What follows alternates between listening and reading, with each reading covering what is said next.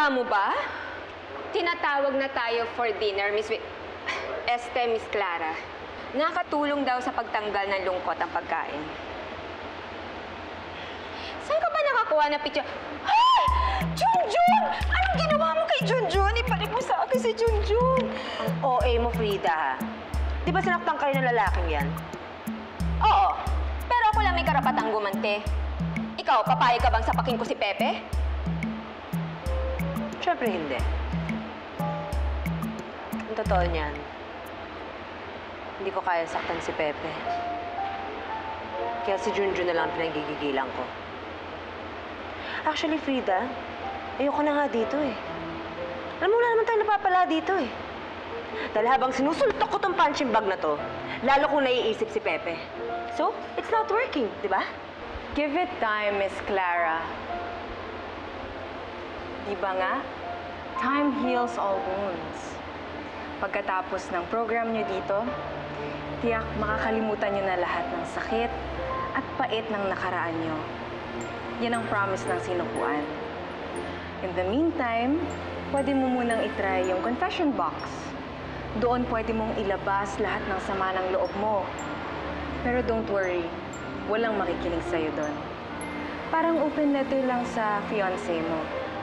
Teka, ano nga bang pangalan niya? Chris. Go, Miss Clara. Usong-uso ngayon yung open letter. Sige na. Huwag ka na mag-isip. Gumaw ka na.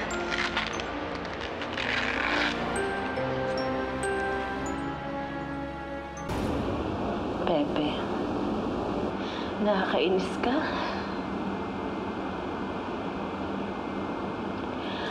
Gustong-gusto kong magalit sa'yo. Pero hindi ko magawa.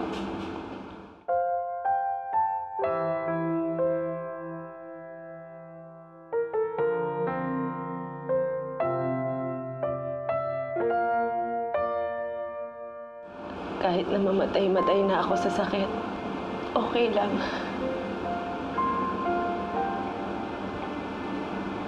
Basta alam ko ayos ka.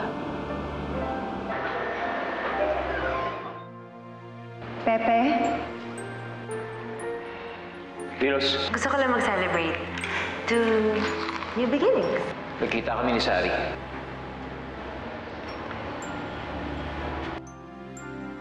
Masyado tayo marami ginawa ngayong araw na to. Papahinga lang ako. I'm sorry, pero may hatid ako.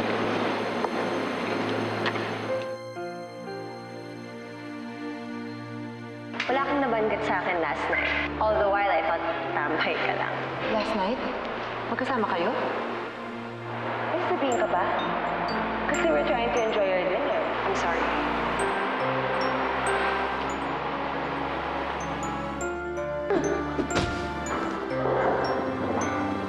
Tama na, hindi ako lalabot sa'yo.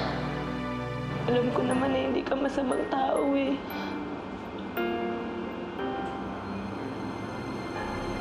Alam ko naman na